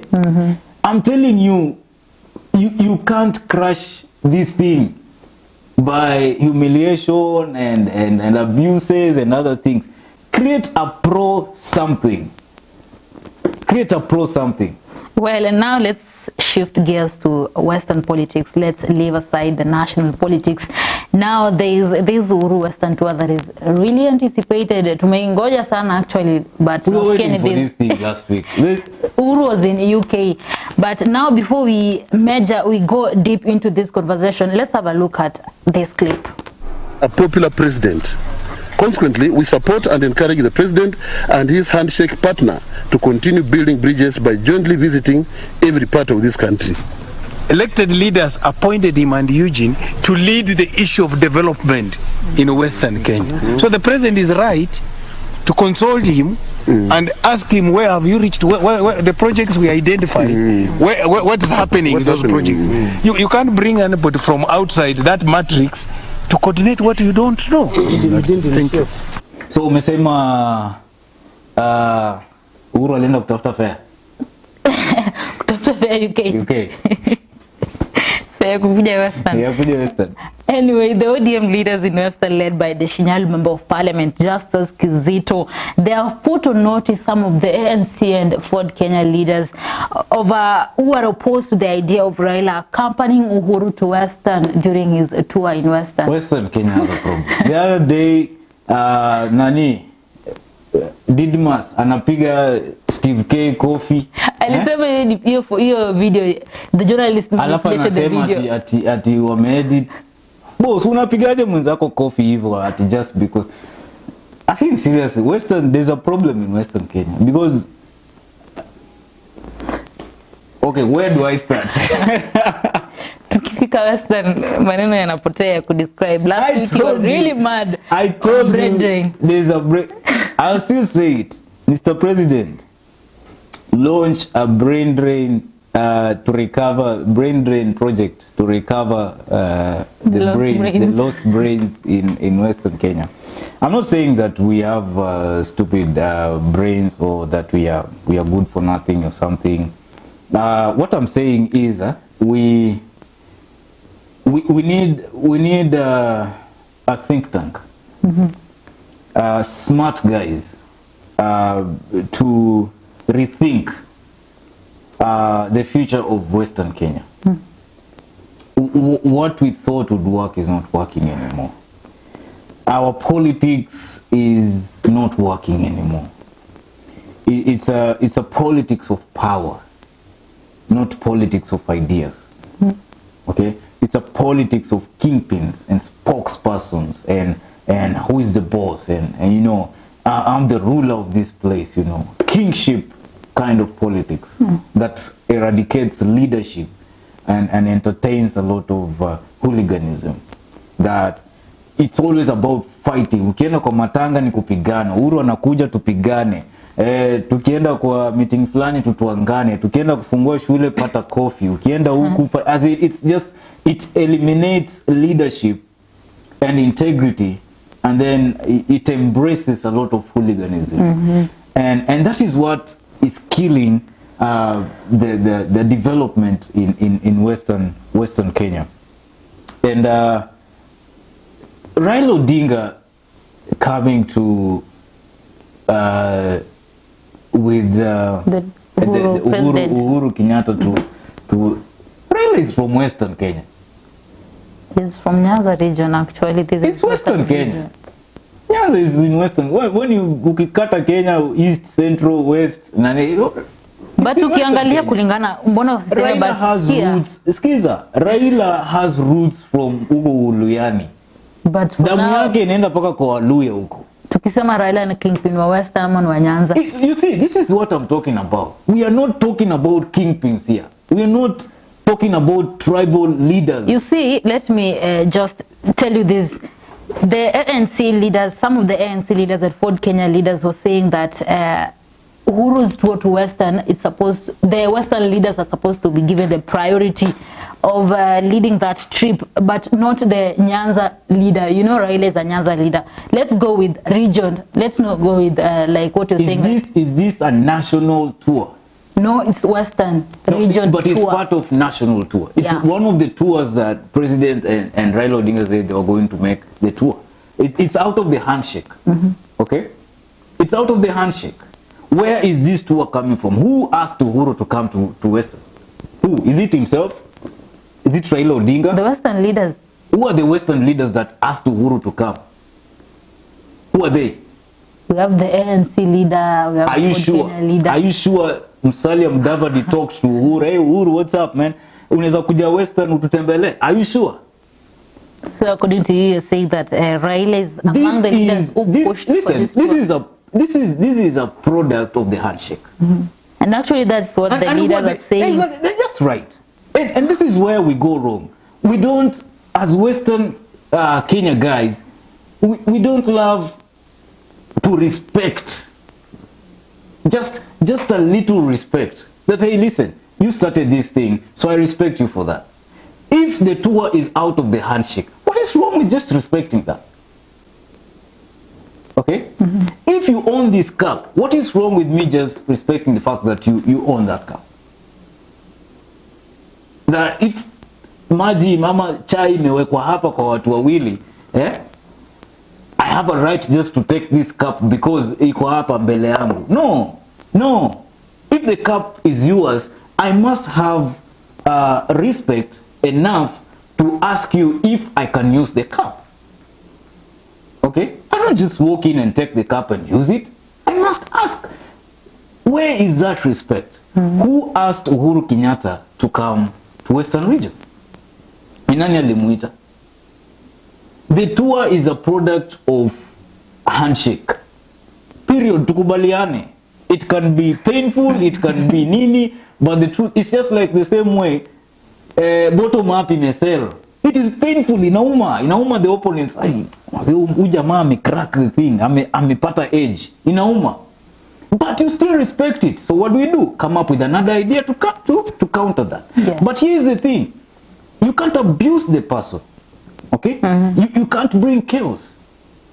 But I just think that Western leaders have a problem because you see Uhuru's tour to Ukambani, the leaders came together. Exactly. Respect who is the point man. Who? This is a product of handshake. Okay? And handshake is between Raila and Uhuru. Guys, if Raila and Uhuru talked and when you talk of Raila, you're talking about ODM. So expect ODM to be leading in so many things during this tour. Okay? Expect it. This is politics. Expect it. Because they're the ones, the tour is a result of their handshake with President Uhuru Kenyatta. So expect them to take the lead. Okay? And then, wewe sasa tafuta yako. You see, this is what I was saying. Politics of power will never help Western Kenya. It's supposed to be politics of ideas. This is an idea of the handshake brothers. Hey, now that we are brothers, let us go to Western. It is their idea. Now when you sit back, piga hesabu yako bwana. Tumia akili yako. Na mimi nitapiga hesabu zangu namna gani pia mimi nishikane na rais nifanye nini, nilete maendeleo fulani ama nimlete, then yako sasa ita counter ile ya handshake. That is how things work. We fight on ideas level, we don't fight on power level. Power level brings destruction. Unanipiga ngumi na kupiga ngumi, unanitoa macho, mimi nashika hiyo macho yako pia ingine, wote tunabaki na jicho moja, and then what? Sasa tutakuwa tunatembea, wewe mwenye uko na macho ya left uko on the right na mimi na macho ya right niko on the left, so that tusaidiane kuona huku na kule. This is the thing, we need to change our politics in Western Kenya, and unless Western Kenya leaders come together and show some respect, draw lines, okay, draw lines. Party politics is good, it shows democracy. Respect is good, okay. If an idea is good, like the idea of bringing the president to Western Kenya, and the idea was hatched out of the handshake, I mean, I don't see any problem. When you kutafuta, now that it's happening, mimi nitaingilia wapi? Na si kifua. Because when you do politics of power, at the end of the day utaonekana hero, but hero in what? Hero in what? And this is the same thing that I have a problem with Atwoli. Atwoli, by the way, amenyamaza, sijaona akiongea. Alikuja katengeneza mkutano yake huko kwa inaitwa nini? Buhungu Stadium. Wakachukua Mudavadi wakamtangaza by force. I don't think and then baadaye Atwoli anakuja analalamika, anasema walitawaza ANC. Everybody is a spokesperson. Now everyone wants to be a president. Everybody from Western Kenya wants to be the president. Hata mimi basi pia nataka kusimama rais. Anzia MCA kwanza undaji. Anzia MCA. But here's the thing. We need to change our politics. And mtu mwenye mimi nakwambia, people can hate this guy. But I think it should be a book where people are reading. Unajua hata wakati unaanzisha biashara. Ile kampuni ambayo iko established, iko na employees, systems ziko established, si startup iko fiti sana. It is usually scared of a company yenye iko na employee wawili, lakini wako na idea kali. By the way, utashangaa aka kampuni kadogo kwa nini kanaangaisha kampuni kubwa. Those guys wa kampuni kubwa know one thing for sure. As long as that small company has an idea, it's an atomic bomb. Anytime ikikuwa detonated, we are done. Okay? So people should learn where the nation is moving and heading to. Saizi Mkenya hajali wewe ni nani. In fact, we are talking about Luya people. Saizi is not about when ni Mluya. It's about boss umekula.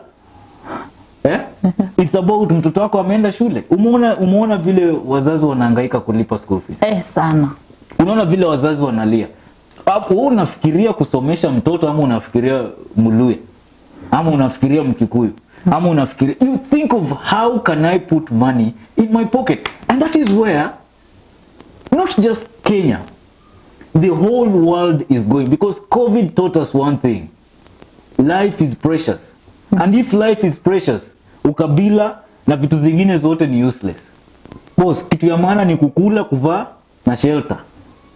Basic needs. Basic needs. Na hiyo haichagui wewe ni kabila gani. I don't care what tribe I am. I don't care what race. As long as I can eat, I can be under a shelter, and I can wear clothes. Okay? Yeah. I don't care what tribe I am. If you have a leader whose politics is based on those three, the basic necessities of a human being, okay? That leader will be a leader in 2022.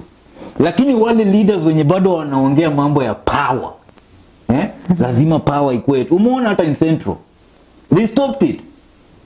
They had to stop when they started this power game. Power kiti inaenda, power sijui imechukuliwa ikapeanwa, power sijui nini shrine, tuweke huyu kwa shrine, tumkalisha hapo, tumtawaze, tufanye huyu ndio wetu.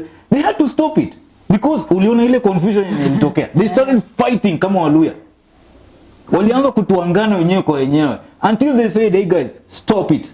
We are losing it. Let's start talking about ideas. What can we do? So they started talking of, guys, even if we are to go for a coalition, we need to have a bargaining power. So let's see what we have so that tuongee na wengine tuju. They have to change their politics. Yeah. Because the moment you are still stuck on politics of power, utaumia peke yako. Because the whole world is shifting. This is an information world. We no longer live in a world of kulima shamba. We are living in the world of information. What do you know? What idea do you have that will change my life? It is not about how powerful you are, what territory you control, what machinery you have. You cannot kill an idea using a gun. You can't. You can kill the person who hatched the idea, but you can't kill the idea. Whose time has come. And this time, it is about politics of ideas. And unless Western Kenya recognizes that and gives respect to the person who came up with the idea, okay? Like the people who came with the idea of Uhuru visiting Western Kenya. Those people should be given kipaumbele. Let them run their show. Itaisha. When ODM party leader said, wakiapisha, tunaapisha. You saw what Uhuru Kenyatta did. Aliachana. Si aliachana naye. Waliapisha iliisha. Wakaapisha, ikaisha, hakuna askari aliwasumbua, hakuna chochote kilifanyika, wakamaliza, wakaenda nyumbani. Period. Why are you fighting? It was an idea of Raila Odinga that wakiapisha, tunaapisha. That was his idea. Then Uhuru akasema, if that is your idea, then haina shida. Ya nini tumwage damu? Ya nini tuumie? Actually, I really like the way Uhuru handled that issue. Yeah, this is a simple thing. And it's the same thing with him coming to Western. If it's the idea of the handshake brothers, that is ODM and Jubilee, and actually Uhuru Kenyatta, through the handshake, wachana na hii idea ifanyike. Uwe kwa pale, clap your hands, it's good. You're going to lose nothing. Uhuru ampoteza nini? Hakuna. Hakuna? Kwani kwanza saizi umemwona? Umemwona na alikuwa anatoshana na mimi akianza. Saizi umeona vile anatoshana. Mwili imekubali. Imekubali. It is when you learn to respect idea. It is a time for ideas. Politics of ideas. What do you know? What do you have? Well, and as we wind up, there's this post that has really caught my attention, where we've seen there's a school here in Bungoma County, actually, Bumula, and the school is SCK Secondary School Mikokwe. They have not received a single student who is joining Form 1. I don't know what the problem is. I need to find out what the problem is. And I think the county government should, and the national government should look at what is going on. Because it's a school and supposed to be having students. Because the principal says that the school has classrooms which can contain 45 to 60 students, and there are only 3 students who are called in that school who attained 185 marks, 174 marks, and 143 marks in the 2020 KCPE exams. And one of the students was from Obuye, which is 80 kilometers from the school, and the school is a day school. I really don't understand what is the issue. There must be something wrong. I think there's something deeper. It's not a laughing matter, because I know there could be something going on. And I think the county government and the national government should actually look into that. Please try and look into, because this is a school and resources have been put in place. Yeah. And so there is no way students can just run away from utapata mtu labda aliwaambia. Unajua najiuliza hata watu around hapo, because it's a day school which means that it's supposed to serve the neighboring. Nakwambia Waluya wako na mambo yao, mimi sijui. Unaweza pata the reason is very funny by the way, but let the county government and actually do something, because a school can just not operate without Form 1s. A school that can hold a capacity of 60 students in a classroom, and I know that there are schools that they don't even have enough classes. Yes. So I think the county government should look into that. And now as you wind up, there is this issue of femicide.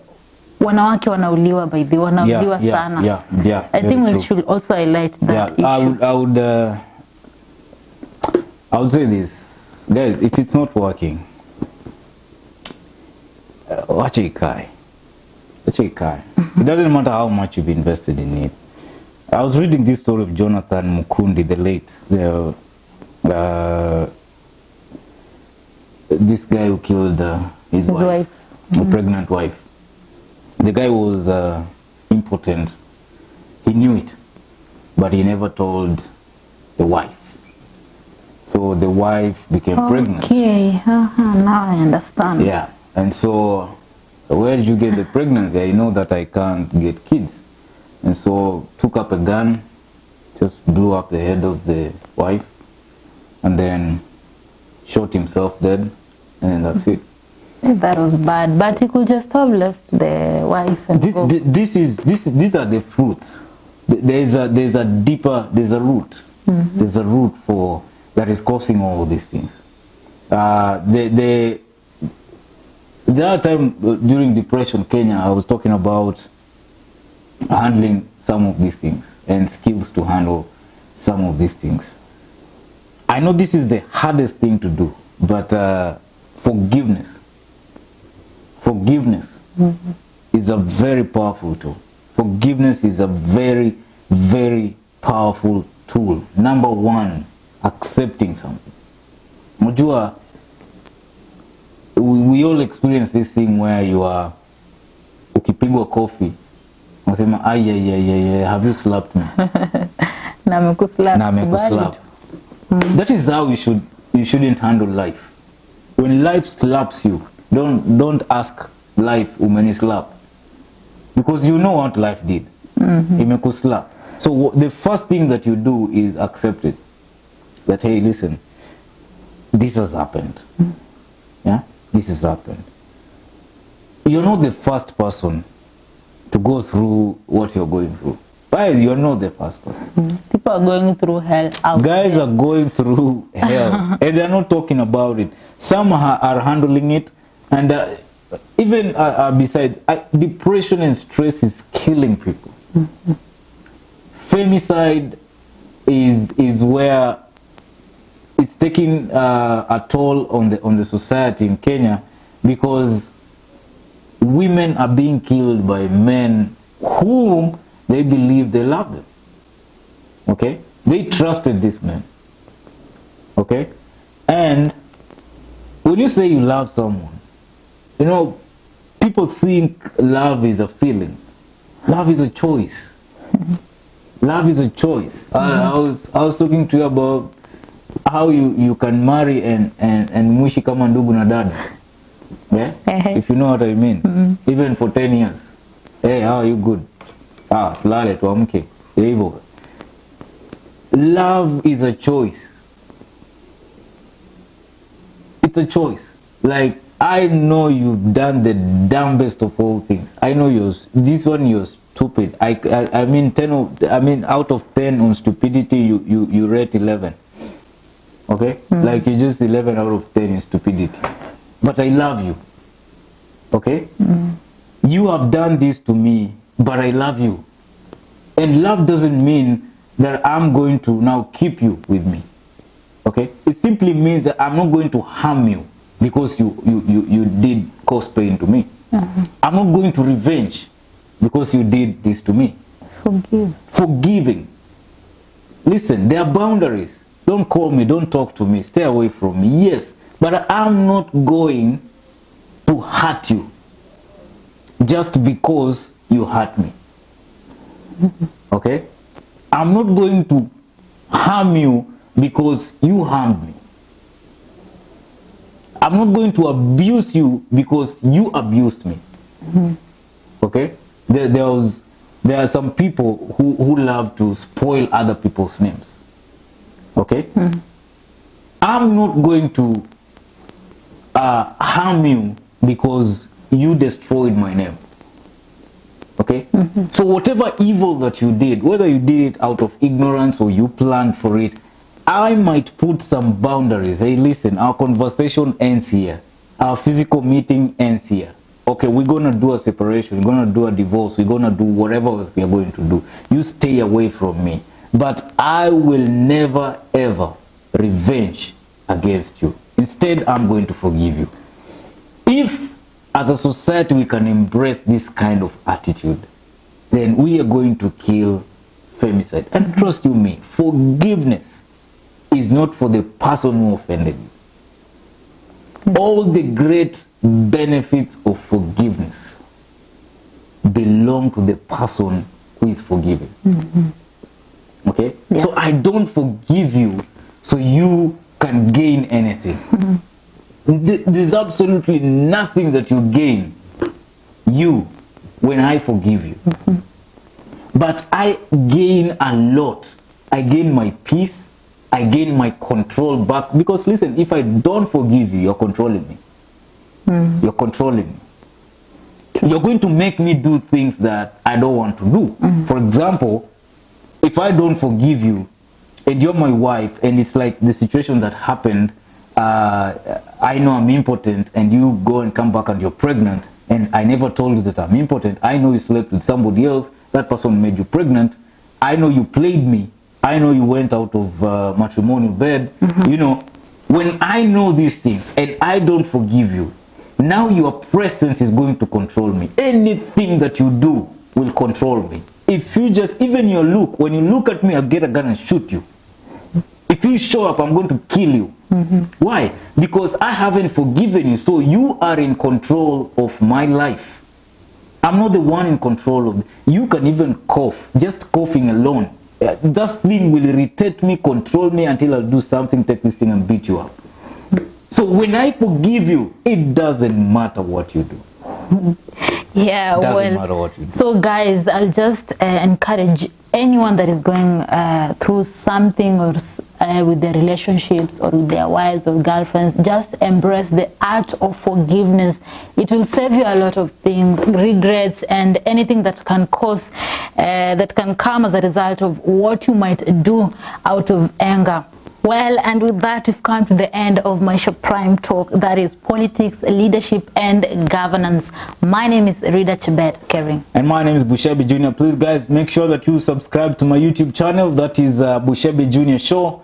And watch a pale comment, tutaongea. And God is going to bless all of us.